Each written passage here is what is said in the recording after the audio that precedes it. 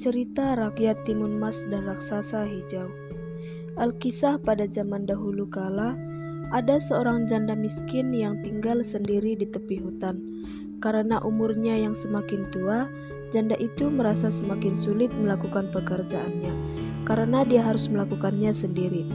Dari bercocok tanam dan mencari kayu bakar di hutan untuk dijual, janda itu sering merenungi nasibnya tiap malam, mengeluh dengan kehidupan yang dijalaninya. Pada suatu malam, si janda miskin itu kembali merenung seperti biasa. Andai saja aku memiliki seorang anak, pasti hidupku tak akan sesusah ini. Akan ada yang membantu semua pekerjaanku dan merawatku ketika aku sudah tua renta nantinya, keluh janda itu. Ternyata, semua keluh kesahnya didengar oleh raksasa hijau, penguasa hutan yang bernama Buto Ijo. Tak sengaja, Buto Ijo melewati rumah janda miskin itu ketika tengah berburu rusa untuk dimangsanya. Hahaha, mungkin aku bisa membantu untuk mewujudkan keinginanmu, kata Buto Ijo sambil menengok ke jendela. Mendengar suara yang menggelegar membuat janda itu terkejut dan sadar dari lamunannya, apalagi setelah dia melihat sosok menyeramkan yang mengintip dari jendela, membuat janda itu hampir pingsan karena ketakutan. Jangan takut, aku tak akan menyakitimu. Selama ini aku sering memperhatikanmu.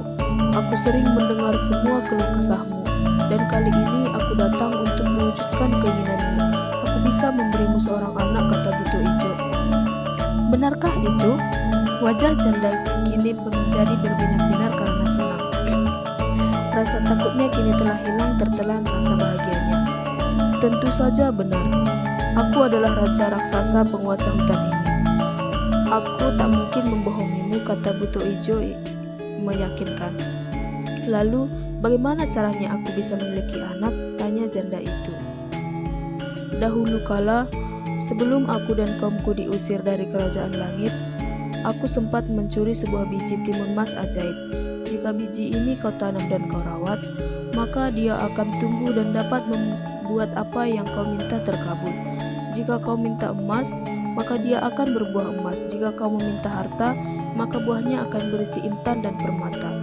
Dan begitu pula jika kau meminta anak, maka buahnya akan berisi seorang bayi, kata Buto Ijo menjelaskan. Kalau begitu, cepat berikan biji itu kepadaku.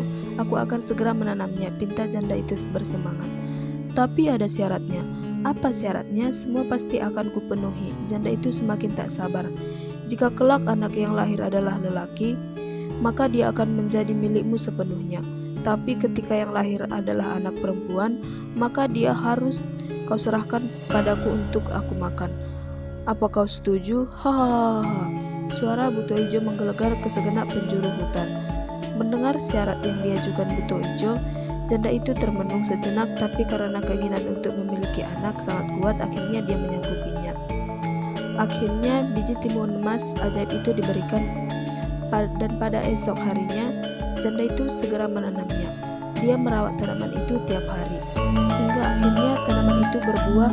Tapi betapa terkejutnya dia karena yang lahir adalah seorang bayi wanita. Dia menjadi sangat bersedih karena teringat janjinya pada raksasa Buto Ijo. Pada malam harinya, Buto Ijo datang menemui janda itu. Setelah dia tahu yang lahir adalah seorang putri, Buto Ijo berniat membawa bayi itu, tapi si janda memohon tenggang waktu beberapa tahun agar bisa merawat bayi itu. Dia beralasan bahwa bayi itu masih terlalu kecil dan tak akan memuaskan bila dimakan. Maka ketika nanti dia telah tumbuh lebih besar, maka dia akan diserahkan ke Buto Ijo. Buto Ijo menerima tawaran wanita itu, dan waktu pun terus berlalu setelah kejadian itu di malam itu. Tiap 5 tahun sekali Buto Ijo datang untuk meminta anak gadis itu, tapi janda itu selalu meminta tenggang waktu dengan alasan yang tak sama. Tak terasa 20 tahun telah berlalu. Timun Mas tumbuh menjadi gadis yang cantik, rajin, baik hati, dan periang, sehingga kehadiran Timun Mas membuat kehidupan janda dipenuhi dengan kebahagiaan. Hingga pada suatu hari, Buto Ijo datang kembali untuk menagih janjinya.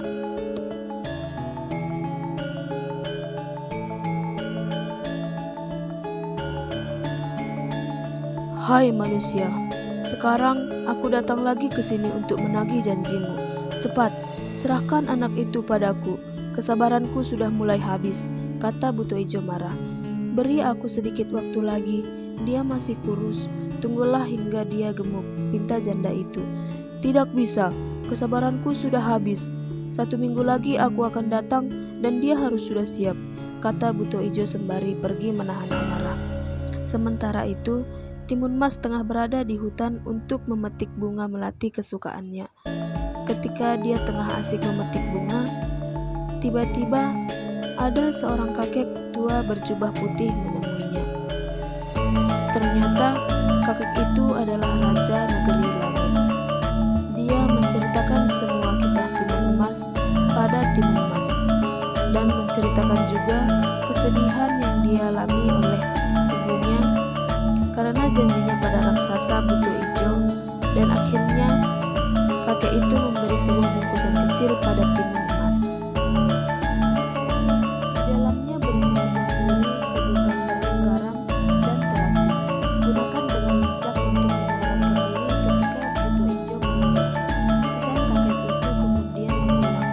Timun Mas mengingat baik-baik semua pesan kakek itu. Dan setelah sampai rumah, dia menceritakan semua kejadian yang dialaminya kepada sang ibu. Tentu saja sang ibu merasa terkejut, tapi Timun Emas menenangkan hati sang ibu, dan dia yakin bahwa dia akan baik-baik saja. Dan waktu 1 minggu akhirnya usai, raksasa buto ijo kembali datang untuk menagih janjinya. Tapi betapa marahnya dia ketika dia menemukan gubuk si janda telah kosong tak berpenghuni, karena Timun Mas telah membawa ibunya bersembunyi di sebuah goa, dan dia sendiri berlari menuju arah gunung untuk menjauhkan buto ijo dari ibunya.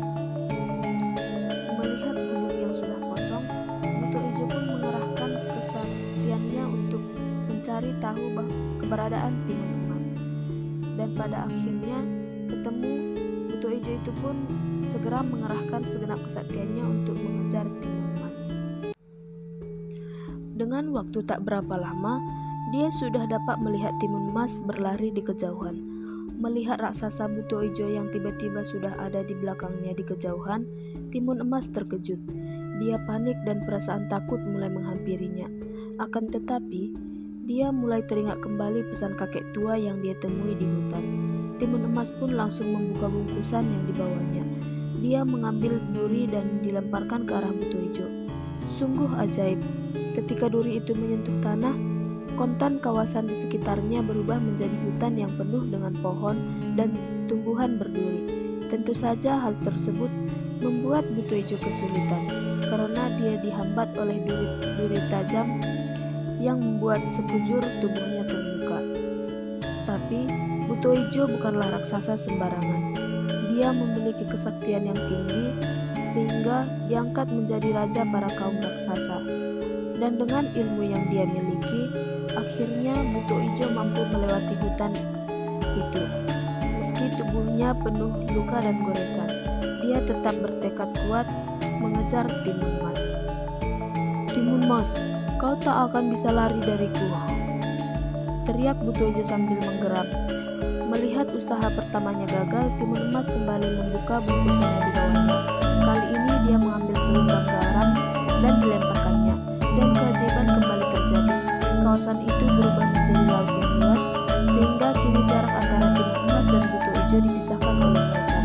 Tentu saja hal itu membuat buto ijo kebingungan, dan kesempatan itu tidak disia-siakan Timun Emas untuk kembali berlari.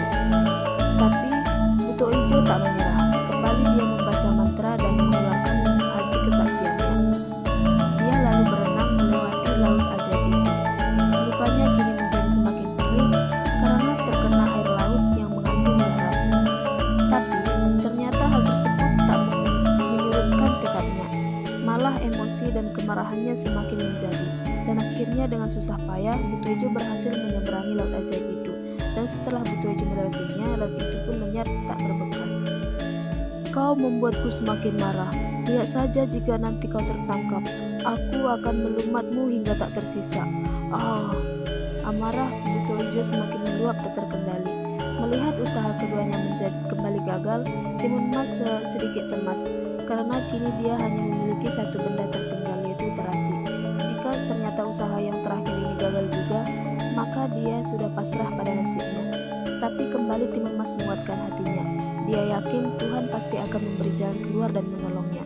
Dengan penuh keyakinan, dia lempar terasi itu dan lagi-lagi hal ajaib terjadi. Seluruh kawasan itu berubah menjadi lautan lumpur yang dapat menghisap dan menenggelamkan apapun yang berada di atasnya. Kali ini Butoijo tak terlalu terkejut dengan kejadian itu, karena itu adalah keajaiban ketiga yang dilihatnya dalam satu hari ini. Dia tak heran lagi. Dua rintangan telah mampu dia lalui dengan kesaktiannya, dan hal tersebut membuat Butoijo yakin pada kesaktian dan kemampuannya. Dia yakin dengan kesaktian yang dimilikinya, dia dapat melewati rintangan ketiga ini dengan mudah. Tapi semua di luar dugaannya. Dia telah mengambil kesalahan yang cukup fatal. Ternyata lautan lumpur itu memiliki daya hisap yang teramat kuat. Ketika Butoijo sampai di tengah-tengah lautan lumpur, dia tak mampu lagi bertahan dan akhirnya tenggelam di telan lautan lumpur. Maka tewaslah Butoijo di tempat itu. Setelah kematian Butoijo, Timun Mas kembali ke rumahnya bersama sang ibu. Kini kehidupan mereka lebih tenteram, hingga pada suatu hari ada seorang pangeran berburu di hutan. Tanpa disengaja dia bertemu Timun Emas yang kala itu memetik bunga melati. Melihat kecantikan dan kebaikan hatinya, sang pangeran pun jatuh cinta. Hingga pada akhirnya Timun Mas dijadikan istri